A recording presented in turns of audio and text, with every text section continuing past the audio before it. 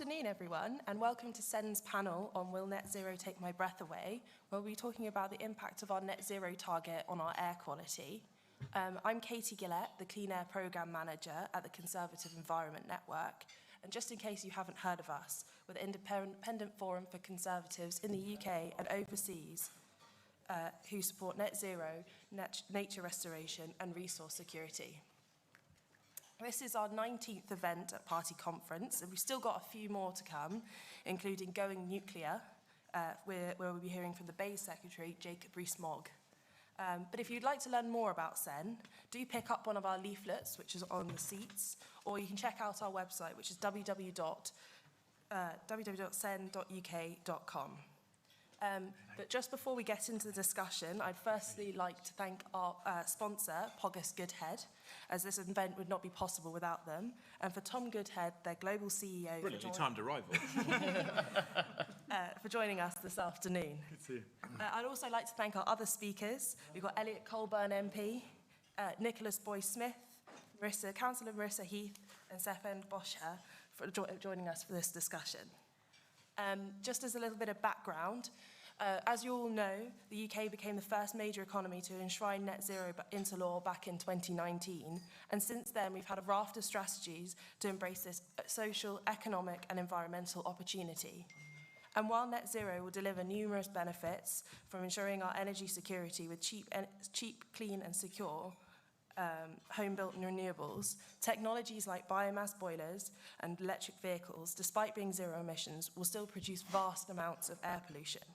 So how can we ensure that our net zero transition doesn't hinder our progress on air quality? We're going to go to each of the panellists and hear their thoughts, and once we've heard from each of them, I'll pose a couple of questions to them before going out to you in the audience. So please do have your questions ready. And if you'd like to tweet along with this panel, our Twitter handle is @SenHQ. Just as a little bit of housekeeping, we want to get as much into this discussion as possible, so if the panellists could keep their remarks to 3 minutes, and if you have a question, one of my colleagues will bring you the microphone, but please keep your the questions short rather than statements. And with that, I'll go to our first panellist, Elliot Colburn, who's been the MP for Carshalton and Wallington since 2019, and has been a member of the SEN Parliamentary Caucus since, I believe, then. He's one of our net zero champions for public transport. I know Elliot has been a big campaigner on supporting the high streets in his constituency and a more targeted approach to air quality, tackling air quality in outer London. So it's great that he can join us this afternoon. And I hope that you can kind of discuss how you think, whether you think your constituents see air pollution as a priority or not. And as I know that tackling public transport provision in Sutton is a key area for you. So what sort of green transport policies would you like to see from the government and your local constituents to help with the cost of living crisis? So over to you for your 3 minutes, Elliot. Thank you. Wow, challenging a politician to speak in just 3 minutes. I'll do my best.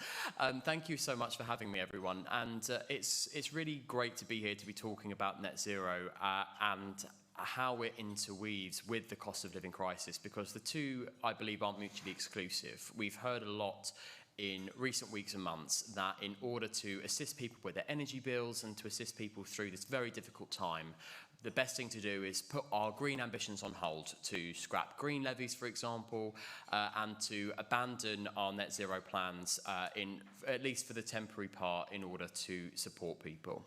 I don't think that that's the right approach whatsoever. My constituents have a very deep connection to the environmental agenda, but in ways that I don't think that many people would traditionally think. We sometimes speak at quite a high level about the environment and about air pollution, but actually what it means to people on the ground, I think, is much more important, and how we as politicians need to make the case for more green policies and to push the net zero agenda and move progress along faster.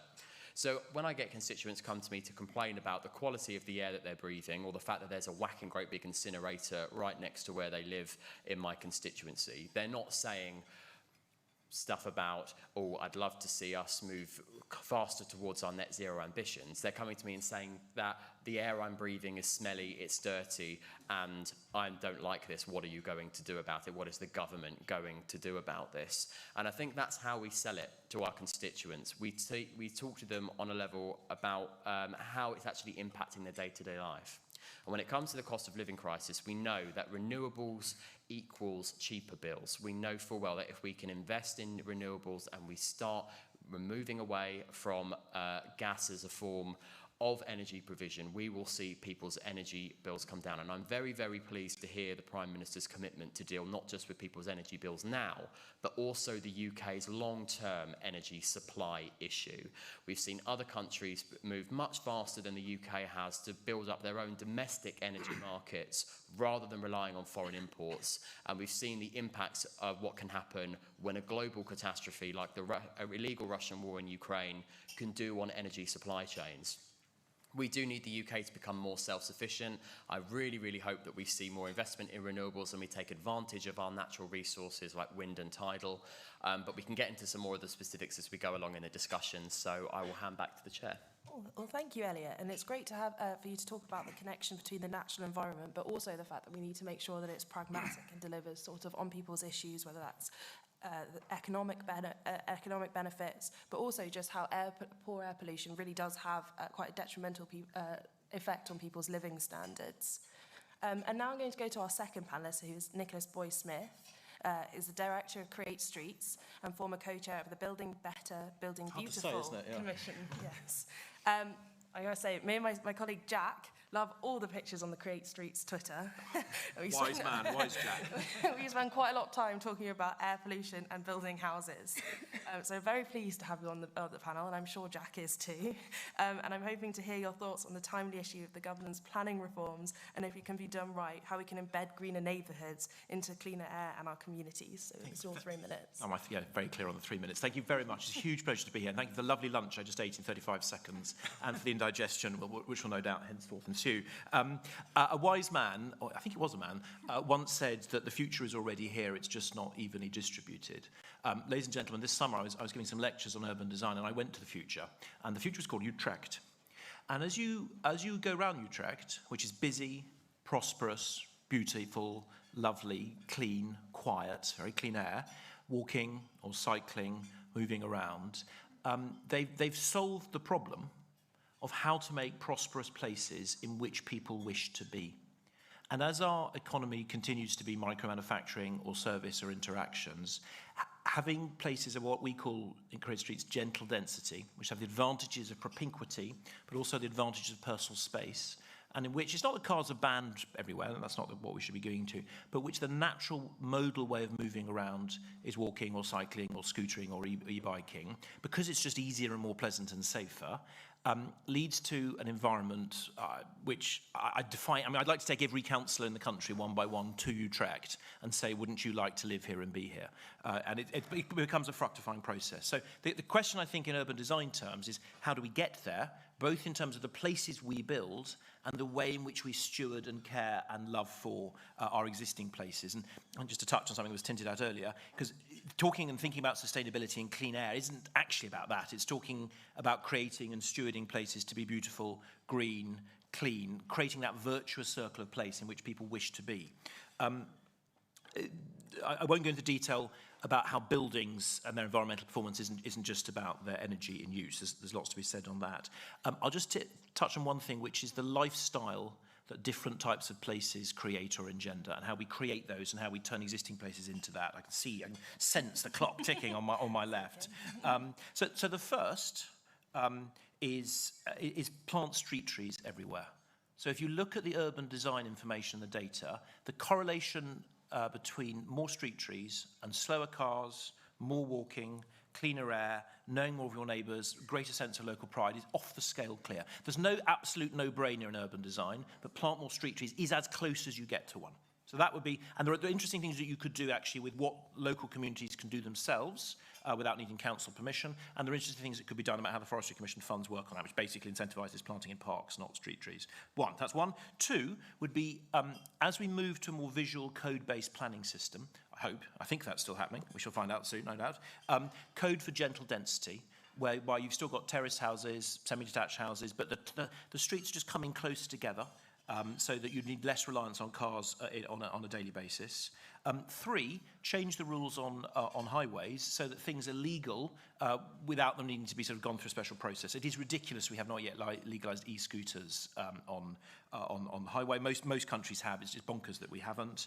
And then think hard about how you manage the carriageway, the street. So we're working for a county council right now. There are marvellous programmes happening in places like France and some bits of the UK, whereby we redesign streets so that they feel as if they're primarily there for people and for bicycles and for e-scooters or rickshaws, whatever that might be, with cars able to go there but very much secondary as guests, and they just naturally self-regulate their speeds. There's a marvellous programme of Zone de Rencontres happening in France on this, which is transforming the livability of villages where you're still going to have cars because it's in the middle of the countryside. So these are practical things that can be done. And then a final thing, which actually someone in the audience is aware of, is to look at the way we do our traffic modelling when we plan for new settlements. At the moment, we have essentially a predict and provide model, which means that Homes England and the government is essentially saying, well, car use is doing that, so we're going to just assume it's going to continue doing that or even start doing that. So let's model for that. And the consequence is the vast majority of the CLR or the Section 106 funding associated with new housing goes into providing huge new roundabouts or huge new highways infrastructure,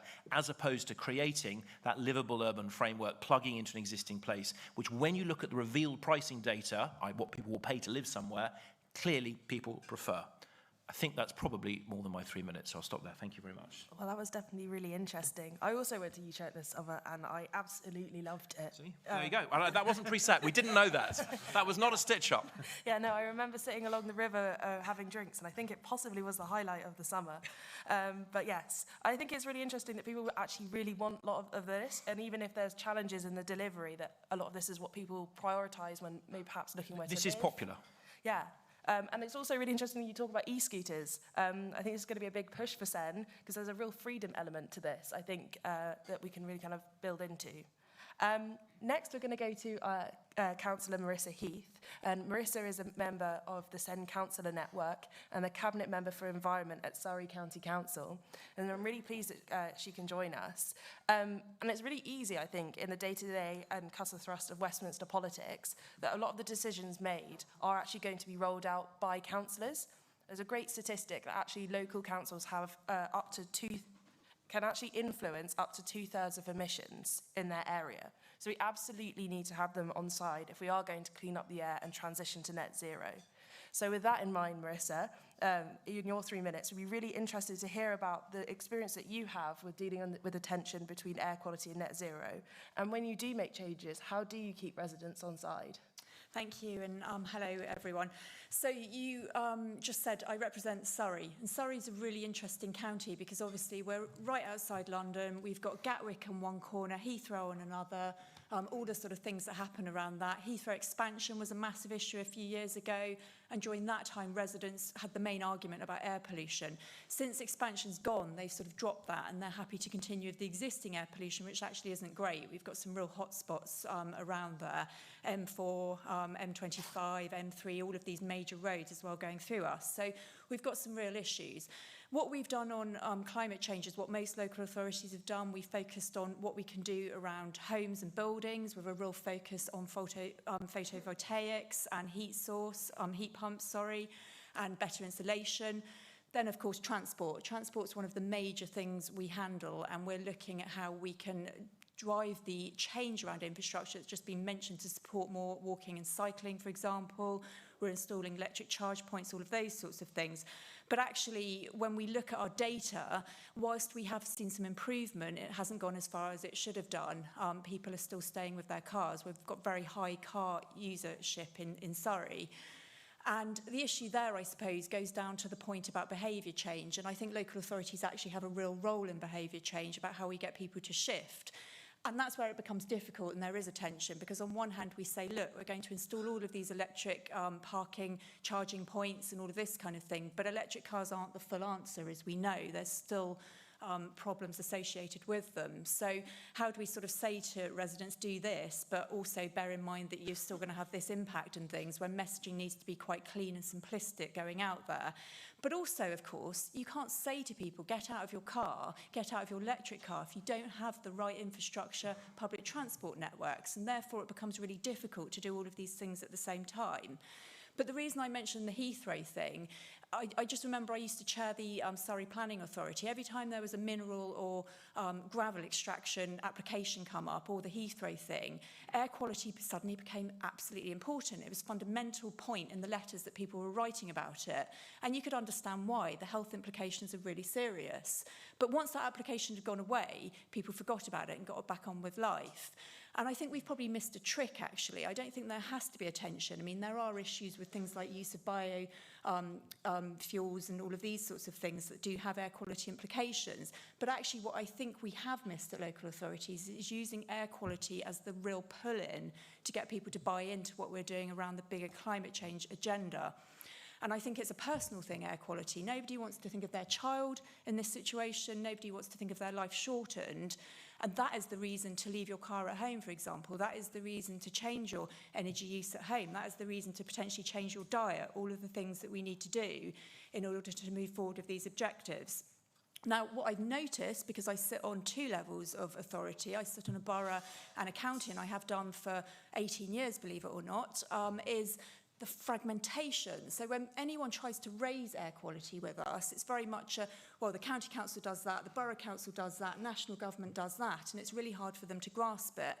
And we have measuring points around our county, measuring air quality, but nobody's got a real clue, the public, unless they specifically come out and ask us, and then that data can be a bit meaningless to them as well. So I think we haven't empowered people, actually, to help us with our net zero work with the tools that we could around air quality. I think it's something that we could really utilise and much better, so that there doesn't need to be a tension. Actually, the two work hand in hand. Yeah, it's actually really interesting you say that. I think one of the things I found when I've been working on Clean Air is sort of how it's got quite a lot of jargon and stuff like that, like PM 2.5, which we talk about. Most people don't actually know what that is. And I think it's always about bringing it back down to a sort of basic level on what the problem is and what the solutions are. I also found that it's very interesting that you talk about insulation, because I think that it's quite an unknown thing that a lot of our energy is producing vast amounts of air pollution. I think next we're going to go to our Stefan Boscia. And Boscia? Boscia, close enough. That's it. And Stefan is the chief political correspondent at City AM, and I'm really interested to hear what you have to think about the politics of air quality, because you don't have to work on clean air to know that it's not on the top of the political agenda, yet despite it being the leading environmental threat to human health. But why? Why are the Conservatives lagging behind Labour, particularly in London, on delivering clean air? And feasibly, how can the Conservatives improve their credentials?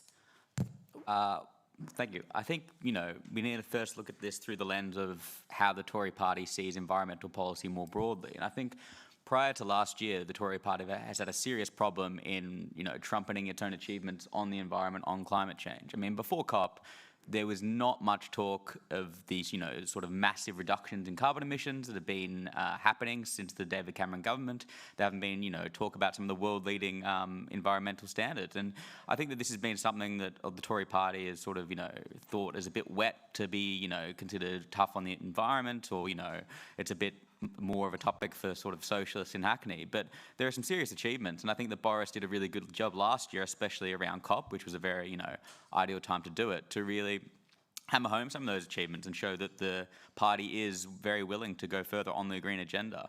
And I think that, taking the example of air pollution in London, for instance, I mean, ULEZ has been, I think, a very successful policy. 20% less NO2 in the air quality's improved, and there are more polluting cars off the road. And it's also a very popular policy. 2 in 3 people support it in London, and it's been something that is, more or less has public consent. And this is seen as a Sadiq policy. It was announced in 2015 by Boris, by a Tory mayor, but there's been absolutely no credit for the party at all. You've seen the GLA Tories having to sort of go against it to try and find a political dividing line, but there isn't a dividing line, I think, because most people support it. So I think that the party sometimes needs to be its own best friend by having a bit of confidence to say that we're very willing to say we've done this on the environment, we're not going to shy away from it. Now, I think looking at the current number 10 setup and how it treats environmental issues will be fascinating. I mean, Liz Truss has talked a lot throughout her campaign about, not being in favour of fracking, which is now which she's now lifted the ban on, and she's, given a lot of noises to say that she's a bit more of a skeptic on net zero. Now, a lot of people will say she's just pandering to the right of the Tory party in the membership contest, but I think these have real-world effects on confidence for green energy companies to invest, and also in the general view of how people view this government. I think that already I've had conversations with people at Conservative Environment Network today about how some of the goodwill gained over the last year, especially around COP, is already starting to shrink away. So I think there's some serious concerns there. But I will say one thing, is the new Environment Secretary, Ranil Jayawardena, I know, and I think that he's a really top guy, great communicator, and I think that he is that sort of more Burkean conservative that does care about the preserved environment, that does care about, the sort of environmental agenda, and I think his speech yesterday did show that. So I suppose all eyes now really to see how much Liz follows through with that rhetoric for the campaign. Yeah, thank you. Thank you. I think it's really interesting that you say that, policies that promote clean air are popular, but also just that how, it is kind of inherent to the Conservative belief of sort of preservation and stuff like that, and conservation. So yeah, I think that's really good. And finally, we're going to go to Tom Goodhead, who is the global CEO and managing partner of Pogust Goodhead. And it's really good to have you join us, Tom. And I'm really interested to hear your perspective on how tackling air pollution will drive climate action. And I think your role in leading leading the cases for consumers in the diesel emissions scandal back in 2015 really adds an interesting perspective in this discussion. I'm particularly curious to know, do you think that news stories like the emissions scandal have perhaps subconsciously impacted how we think about air pollution? And what do you think about the role of air pollution in transitioning to net zero? No, thank you. Thank you for the introduction, and thank you for being here as well. I think the easiest and most simple thing that we could do in terms of achieving much cleaner air is to get rid of diesel vehicles as quickly as we can off British roads. And that's something which there has been systemic regulatory and governmental failure, sadly, over the past 10, 15 years, starting right back to New Labour times, and encouraging everybody to buy diesels, to get these vehicles off the roads as quickly as we possibly can, because it's something which everybody's quite familiar with, the Volkswagen emissions scandal, which I was one of the lawyers that settled a case on behalf of UK consumers for that in May this year. But what I don't think is as widely known is that essentially every single manufacturer in the United Kingdom, we believe, has cheated the regulatory standards that were in place. So you can have standards which are meant to ensure clean air, but then if you have systemic industry-wide cheating and then a lack of an enforcement mechanism through government, through regulation, through the courts to prevent that, then inevitably we're facing a scenario where there are 40,000 or so premature deaths per year as a result of the levels of NOx pollution, albeit good initiatives like Cllr, etc., still out there, and cars which on average are emitting more than 2 times permitted regulatory levels in relation to NOx. And until that is solved, either through government action or through private means, then we're still going to continue to have this difficulty with air quality. And I think everyone's been saying how wonderful Utrecht is. I was sharing the love in on that, but also there's a lot that we can learn from, for example, the United States or from Germany in the way that governments there and regulators have actually taken manufacturers to task. So in the United States, Volkswagen paid $4.7 billion of fines and were chided for having got off easily.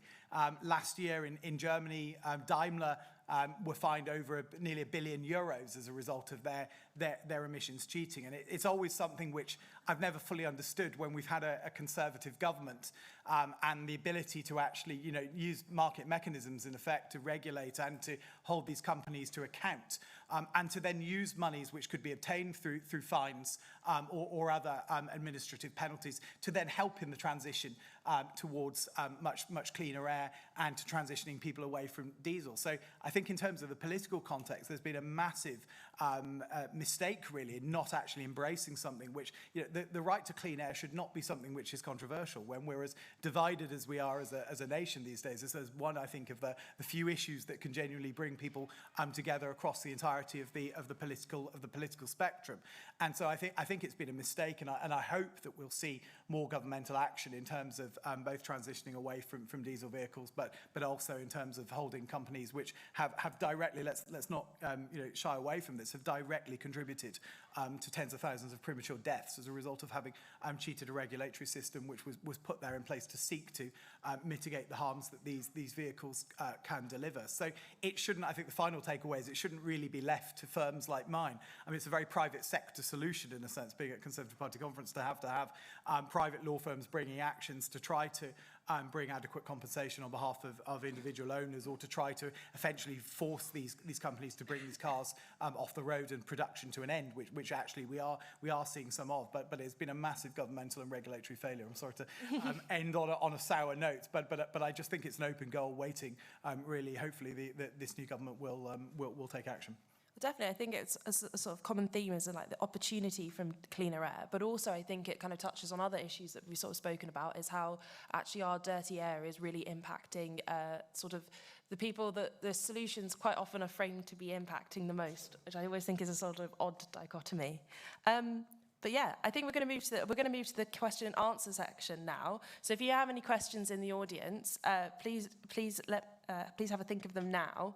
And I think it kind of brings me both Stefan and your comment about the ULEZ, about the lessons from the emergency active travel funding rollout, and what for Conservatives in wanting to deliver cleaner air. I think I'm probably going to go to you first, Elliot. Yeah, well, I'm a London Member of Parliament, so I've had first-hand experience both of the ultra-low emission zone and indeed some of the more controversial elements of the active travel budget, which were used in London primarily to fund things called low traffic neighbourhoods, which in simplistic terms just means road closures and cycle lanes as well. What we saw across London was a huge outcry of resident anger, the fact that these were implemented without their say-so.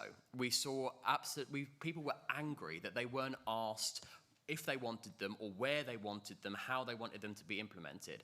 And I think this comes to the core of the issue that we were talking about. It's in days where it's quite difficult during a cost of living crisis to justify spend which is on anything else other than supporting people with their bills, you need to be able to take residents with you. Now, ULEZ expansion was supported to the North and South Circular, but we've just seen the leaked reports that have come out that there is massive opposition to taking it to the whole of Greater London. And that is also grossly unfair to the home counties. Now, London is not Las Vegas. You don't, for example, drive through a desert for miles and miles and then you reach London and there you go, it's easy to pay a toll when you're in and when you're out. The road that goes between my constituency and Surrey is a country lane. You have no idea when you have crossed the border between Surrey and Greater London. And most people would say, why on earth do people in Surrey who don't get to vote for the Mayor of London and don't get to vote for or against this policy have to pay £12.50 to cross an invisible line between Surrey and Greater London? It's taxation without representation, and that isn't fair. You need to find ways to take residents with you, which is why extensive resident consultation has to take place when designing these services or designing these schemes. Because if you don't bring residents with you, you'll see again what happened in London.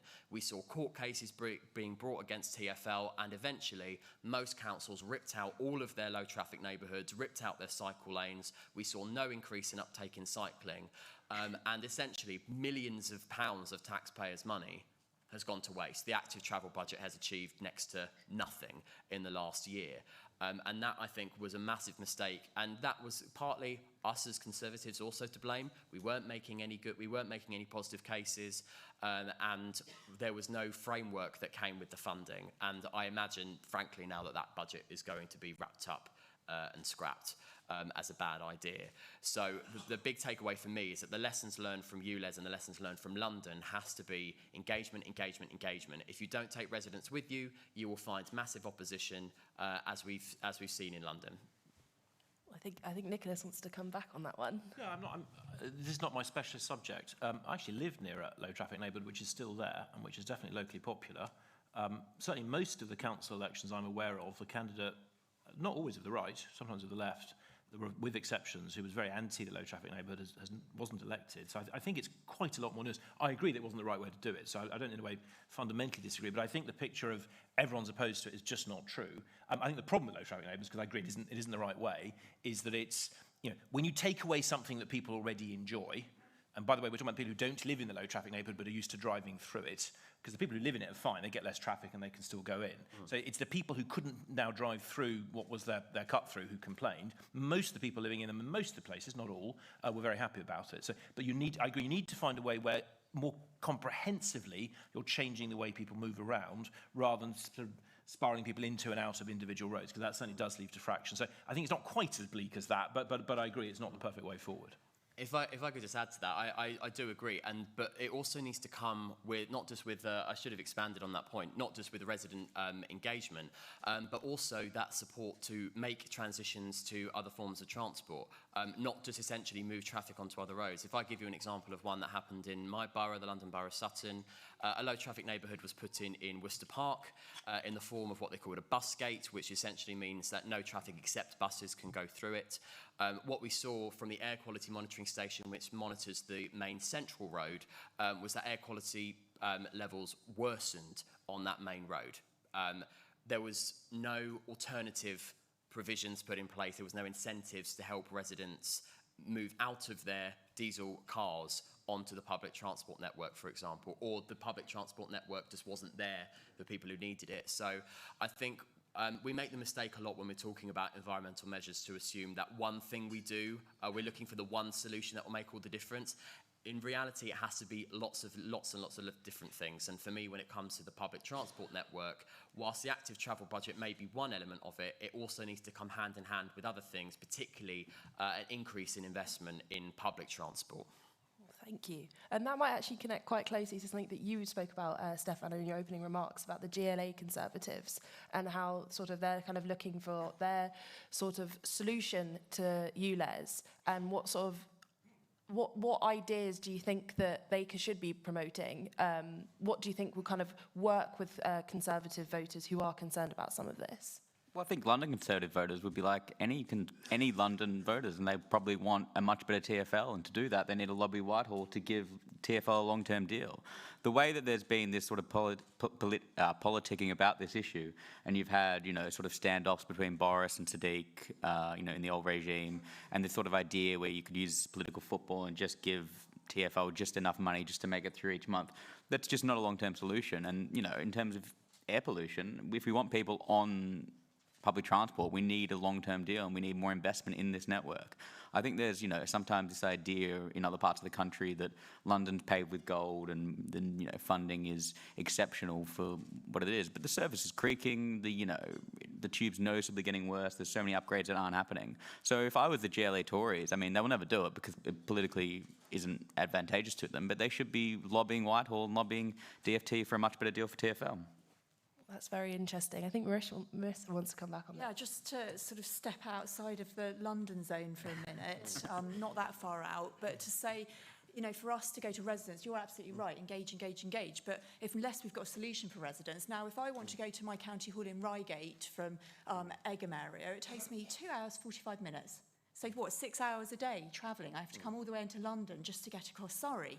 So until there's that investment broadly in the country, and it will take upfront investment that will then wash its face after a certain amount of time, but it does need that upfront investment and working out what people need to do, as well as remembering the lessons we learned during COVID. Now, on our net zero targets, we're doing really well on transport at the moment, but it's not real. It's just an aftermath of COVID when people stayed at home, for example. But I'm seeing the roads suddenly get much more busy and people are going back to old habits, and I don't think they should. Basically, we need a strategy that is about better public transport, but we still need to trust people to work from home and create those local neighbourhoods that allow them to walk and cycle to them as well. Yeah, definitely. And I think the thing that I always think that, it can get incredibly London-centric when we talk about air pollution sometimes.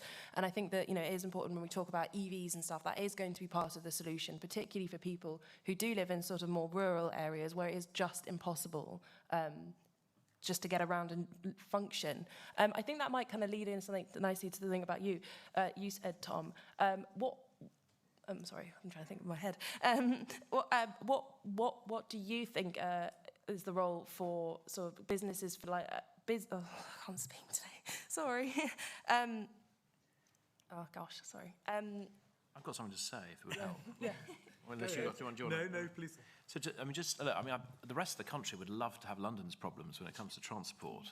We do master plans and interventions in towns and cities and rural areas up and down the country.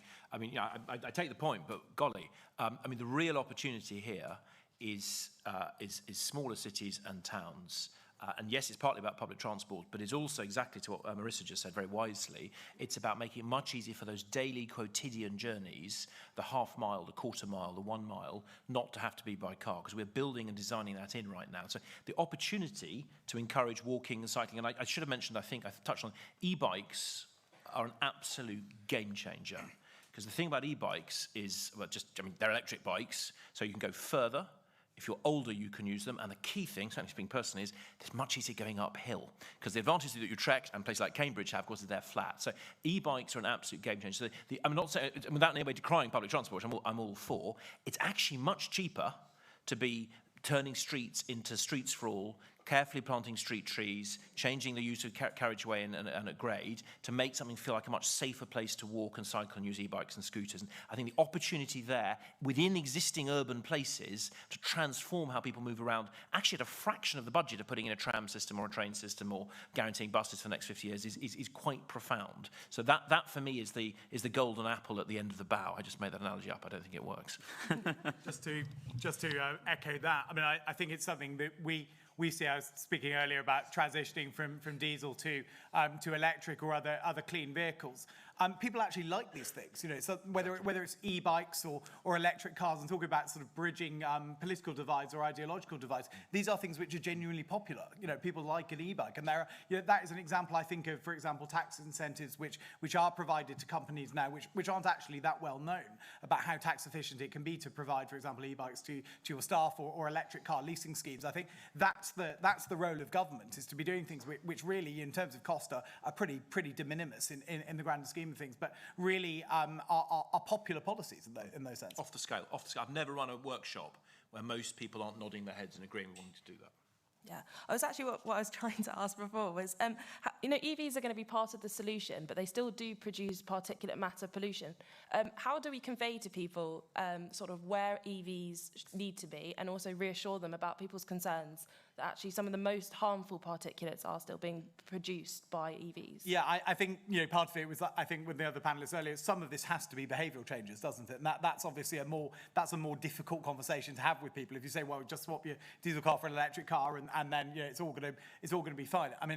I think part of it has to be bringing people along in terms of behavioural changes, but there's going to be no perfect outcome, is there?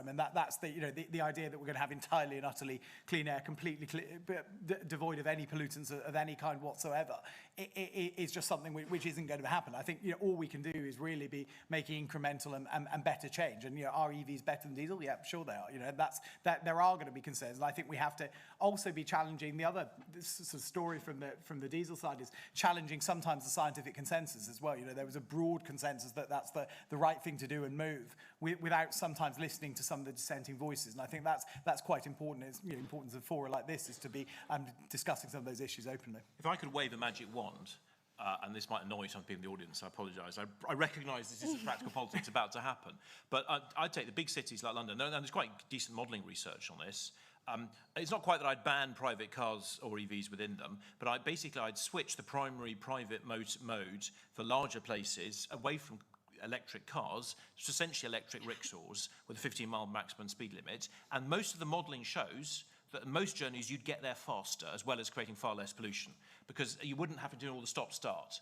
And so a car is over-scoped as something to move around within an urban realm. It's great for the country, and they'll stay around the country, and they should do, and I will use a car in the country. But within a town, actually, we've got the wrong form. And we made a category error 100 years ago when cars were invented and it was lovely driving around rural roads in the 1930s.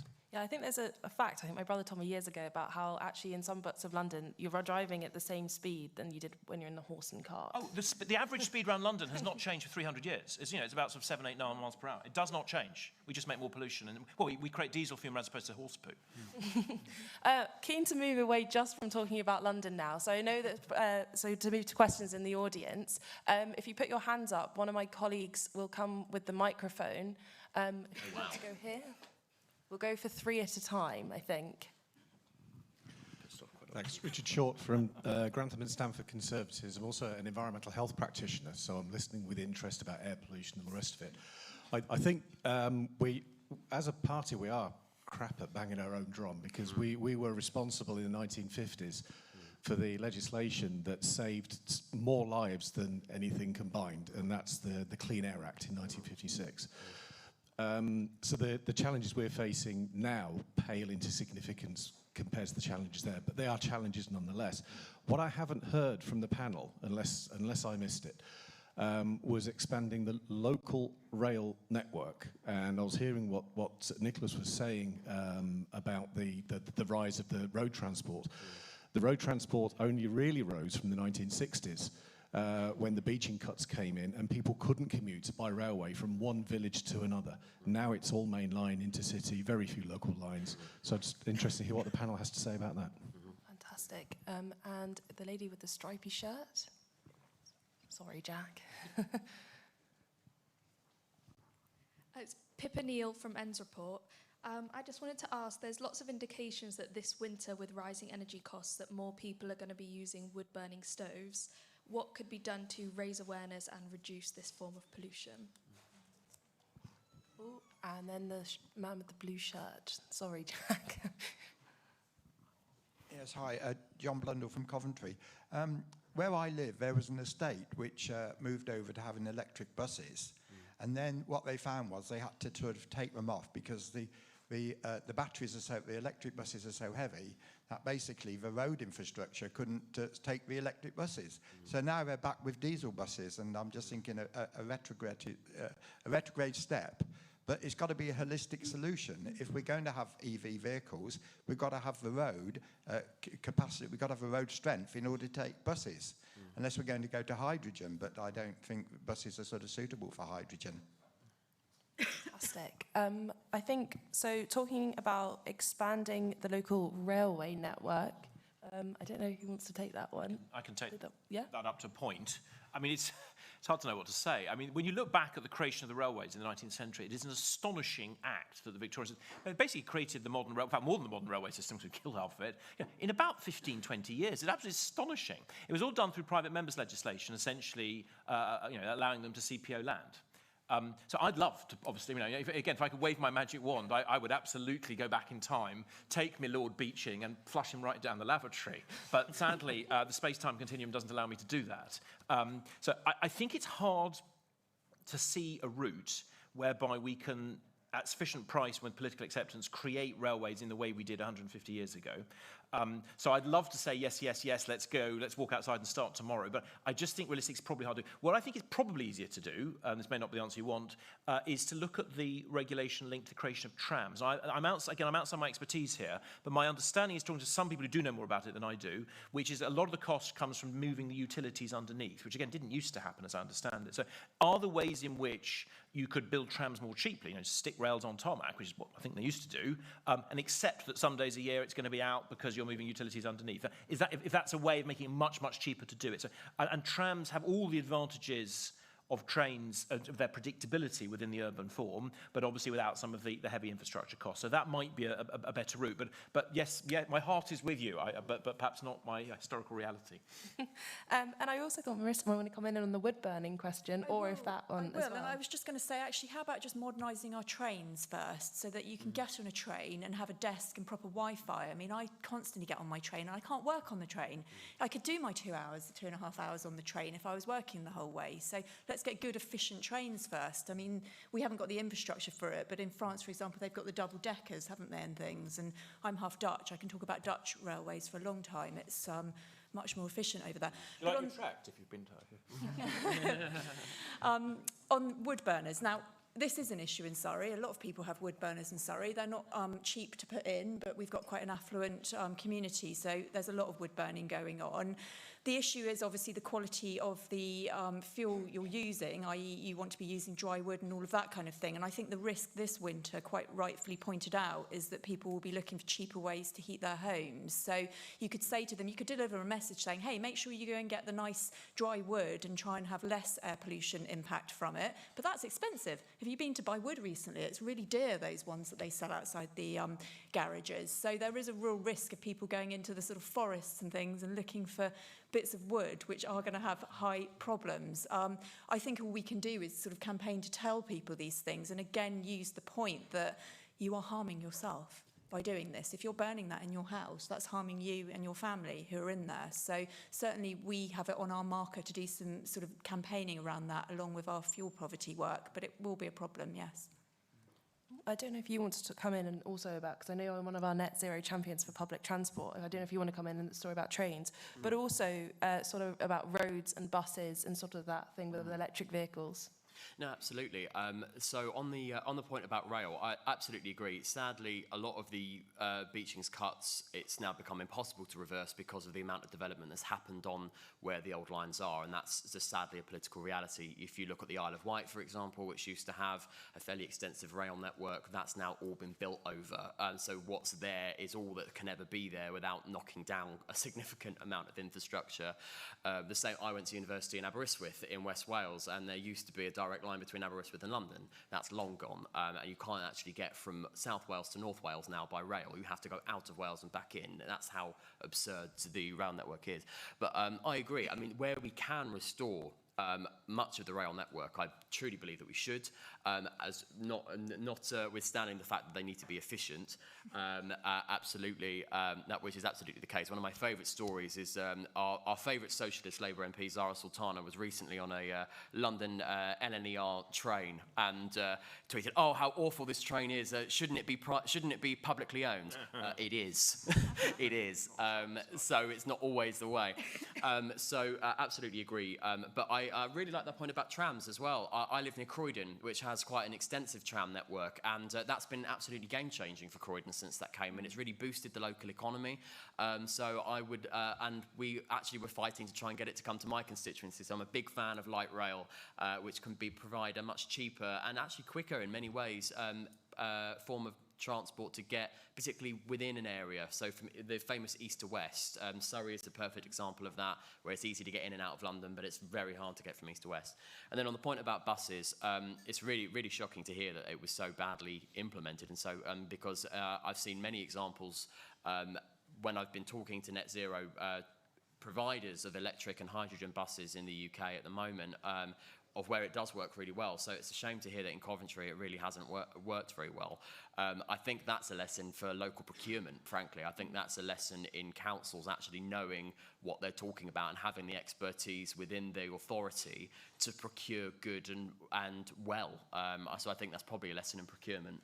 Interesting. Yeah, I think there's actually a really great book that I'm halfway through called Transport for Humans. And one of the things I've learned in there was saying about how Thameslink was originally designed without the desks on the back of the seat. And then because it would slow people getting on and off the trains, but people were absolutely furious and they had to pop them back in. Should we have some more questions? With the lady 2 rows behind the blue man with the blue shirt? Sorry. Hi, Essie McClyson from Asthma and Lung UK. As the UK transitions to net zero, how do we support people from the lowest incomes with underlying health conditions like lung conditions and ensure that they're not left behind? And the lady who was smiling at me with the blue dots on her shirt. Smile at the chair and you'll get selected. Good afternoon. I think the system has been unfair on small businesses. I run a clinic business. I'm a commercial clinic contractor. I also supply recruitment staffs. And I think every day I pay ULEX, congestion charge. All I do is pay. How much do I make? And I spend everything paying. I think they need to do a system that puts small businesses into consideration. Thank you. And one last question. The man just over there. Sorry, Jack. Oh, just there. The glasses on. Sorry. Good Good afternoon, it's Ioannis from Coventry.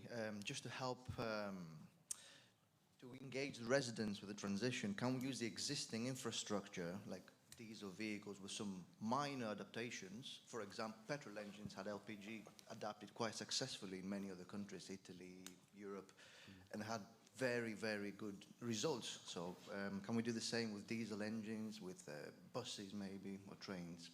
Minor adaptations so people can engage, and of course help, so they don't feel that they've been robbed away of the privileges of like a cliff edge or anything like that. So that's it. Oh, fantastic. So left behind with net zero. Yeah, but perhaps I could take the first 2 points. I think the last point is way beyond my expertise, so I'm going to leave that to some of my expert panelists to help me out with that one.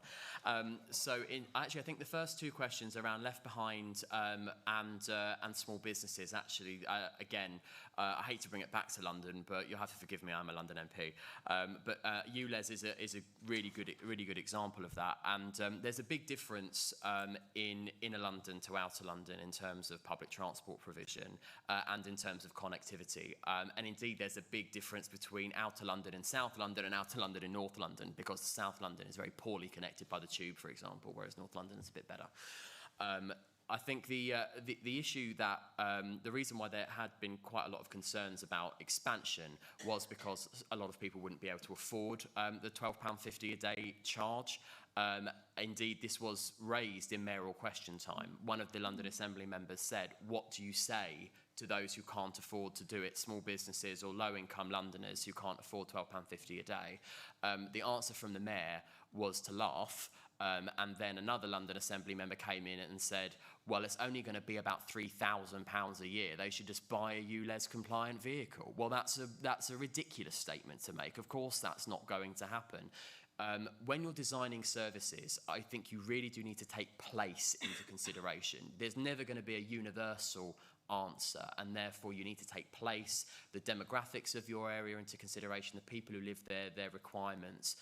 So one of the things I would really love to see is recognition that low-income Londoners, carers, small businesses, for example, who simply won't be able to come out of their vehicle and onto public transport or move to a ULEZ compliant vehicle overnight. Recognition of that, and be able to provide exemptions to the schemes where they're necessary, because whilst there will be people who can afford the transition or should make the transition because it suits them and they can do, it's not going to be available for everyone. This we know is going to be a longer process than happening overnight. So I think for those two, it's about designing place-based services, which really takes into account the people who live there, the businesses that work there, to enable that to happen. But you'll have to forgive me on that last question.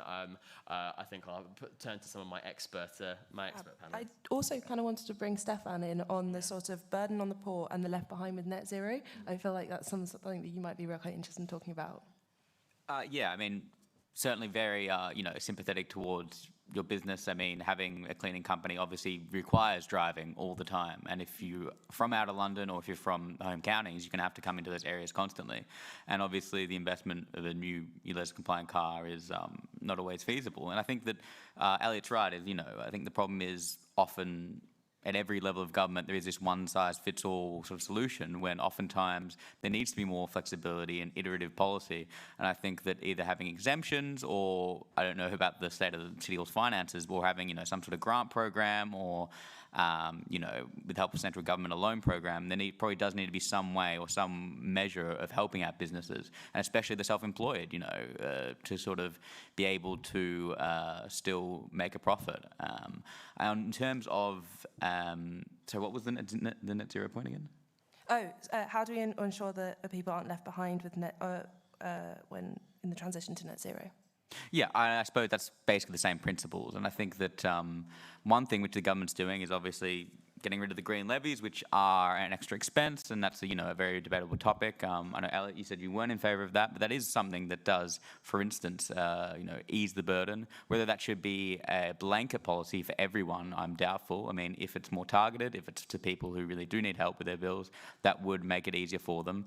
Or, for instance, I think, I'm not certain on this, but I think there already is help for conversion for people to take out their gas boilers and install heat pumps. But things like that, I think, are the sort of policies we need to be looking at.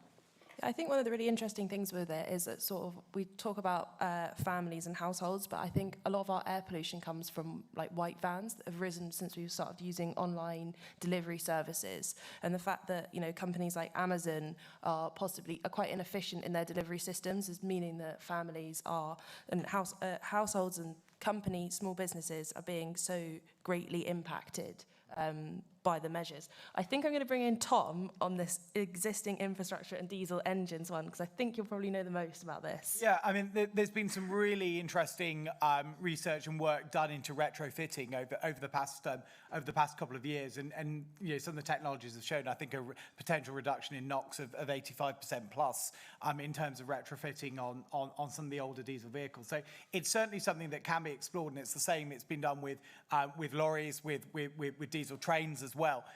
So there is a lot of innovative work being done in the area. The question is always that sometimes there can be a trade-off between different pollutants as well. Right? So, you know, a reduction in NOx can sometimes, in terms of these engine technologies, actually result in an increase, for example, in CO2 emissions. So there can sometimes be trade-offs between different pollutants in relation to the engine technology or treatment of the emissions mitigation strategies. But then also looking at the age of the vehicles as well can be another thing, which is, you know, is it going to make sense, for example, to retrofit sometimes at quite extensive cost an 8, 9, 10-year-old vehicle which is likely to be off the road in a couple of years' time in any event. So I'm sorry I'm not giving a straight answer to that. I'm obviously being surrounded by politicians, but it is one where there are cost-benefit analyses. But technologically, it's certainly possible, and there are advances which are being made constantly on that front. I think one of the interesting things actually from existing infrastructure is sort of how with a lot of this, we don't actually have to start from the beginning, and we can kind of build around what we have to make it fit better. And I'm going to call on Nicholas Boy-Smith, who actually wrote a really great blog recently about Oxford Circus and how Oxford Street, and how we can use it to sort of commemorate the late Queen. Yeah. Thank you. Yes, no, I wrote a blog which got picked up quite a bit, actually, rather to my surprise, saying that, look, I mean, this is a London point, but I think the same principles can apply in other cities or towns, because I'm conscious the conversation has been a bit London-centric. You know, what should the principles be for thinking about how London or other cities commemorate Queen Elizabeth II? That it should be significant, that it should be true to her character, that it shouldn't be controversial, and that in some way it should make life better for Londoners, amelioration to go alongside commemoration, and also that it doesn't need to be a zero-sum game. You can do more than one thing to commemorate someone. Queen Victoria has got 19 statues, 40 streets, 1 tube line, 1 station, and need a whole part of London. So in that spirit, I just sort of floated an idea, and conscious that there was a bit of controversy swirling around on the fourth plinth in Trafalgar Square, which is, look, arguably one of London's principal streets. Oxford Street, used to be known as Tyburn Street, by the way, that's by the by, is one of the most scummy streets in London. It's polluted, it's unpleasant, lots of the shops are failing or are basically tax avoidance dodges, and it's just embarrassing. And why not? And interestingly, that's a bit of London, sort of going along that way, doesn't really have a name. You get sort of St Giles to the right, you've got Soho, you've got Mayfair, you've got Fitzrovia, but that bit there doesn't really have a name that people really use. So why not call it Elizabeth or Elizabeth Town? Why not relabel some or all of Oxford Street Elizabeth Street? Why not, and these are by the way, this list is not saying do all of these things, this is sort of to consider as part of it. Why not consider naming either Bond Street or Oxford Circus Tube Station as Elizabeth Town, and it would literally be on the Elizabeth line, so it would be an intersection. And then that you could think of a prominent statue either on Oxford Circus or on what's sort of called St Giles Circus, which is a horrible bit of town. And then, here's the key bit, is you then go through a programme, as you're doing it, of improving that bit of town. So you plant street trees, you put in a design code to give lots of scummy 60s and 70s buildings that will be replaced over the next 40 years, put in place a beautiful design code to create them within a framework, as was done around the corner when Regent Street was replaced in the 1920s and 30s, pedestrianise all or some of them, definitely run a tram down Oxford Street, pedestrianise Oxford Circus, actually that bit's already done. So just sort of to put out there as a vision, because I think, you know, Queen Victoria will be known millennia down the line, because there is a bit of London called Victoria. We who live today are all Elizabethans by when we were born, and if there was new housing and a new bit of London, or not a new bit, but a bit of London reimagined called Elizabeth, then we would have generations of Elizabethans into the far future. There you go, you weren't expecting that. I think we've got to finish up now, so I'm going to go to perhaps summarising 3 words from each of the panellists on what they would like to see on the next steps for clean air. If I start with Stefan at the end. Grow more trees. Marisa? Empower residents more to understand and tackle it as well. Elliot? Excite, innovate, invest. And Nicholas? Gentle density scooters. Government enforcement action. Fantastic. I'm going to bring the discussion to a close. And in half an hour, you've got our next panel, Climate Change and Gender, a Man-Made Problem, or Red Meat for a Culture War, where we'll be joined by some great speakers, including Minister of State Vicky Ford. But in the meantime, if you've enjoyed this panel and want to hear about more, do sign up as a SEND councillor or supporter. We've got QR codes, sign-up slips, or simply just hand your business cards to one of the SEND team members. You'll get priority access to our events, opportunities to pitch the blog, and more exclusive benefits. Thank you to the speakers and to Pogust Goodhead for sponsoring.